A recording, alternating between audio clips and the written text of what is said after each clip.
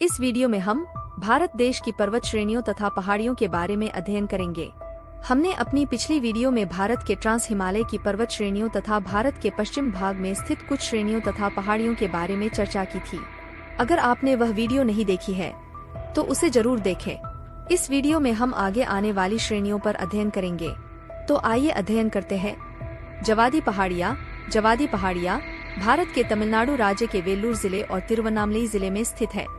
ये पहाड़ियाँ इन दोनों जिले की सीमा पर स्थित है। नल्लामलाई पहाड़ियाँ आंध्र प्रदेश के रायलसीमा क्षेत्र और तेलंगाना के नागर कुर्नूल जिले की पूर्वी सीमा बनाती हैं। ये पहाड़ियाँ पूर्वी घाट पर कृष्णा तथा पेनरू नदी के मध्य स्थित है। महेंद्रगिरी पहाड़ी भारत के ओडिशा राज्य के पूर्वी घाट में गजपति जिले में स्थित पर्वत श्रृंखला या पहाड़ियाँ है। इस पर्वत का उल्लेख रामायण में भी मिलता है।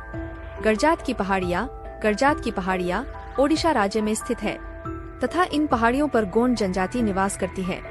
रामगढ़ की पहाड़ियाँ अंबिकापुर बिलासपुर मार्ग में छत्तीसगढ़ राज्य में स्थित है। रामगढ़ सरगुजा के ऐतिहासिक स्थलों में सबसे प्राचीन स्थल है।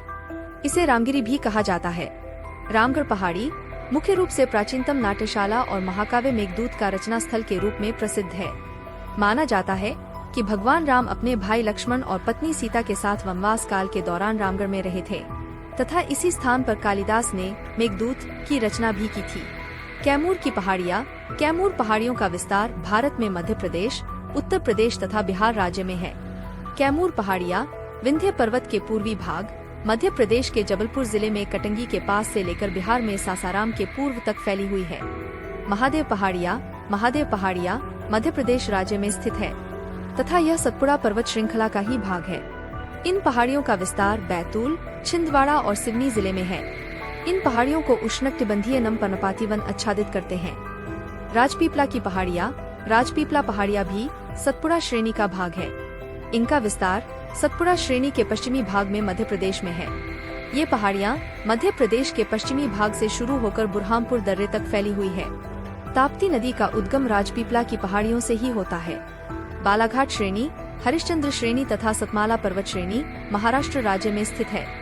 गारो, खासी तथा जयंतिया श्रेणी मेघालय राज्य में स्थित है।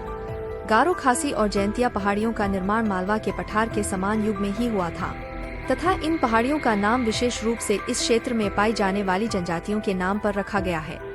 दफला या डाफला श्रेणी भारत के पूर्वोत्तर में असम और अरुणाचल प्रदेश राज्यों की सीमा के पश्चिमी भाग पर स्थित एक पहाड़ी श्रृंखला है। इस श्रेणी का नाम यहाँ पर पाई जाने वाली जनजाति दफला या डाफला जनजाति के नाम से पड़ा।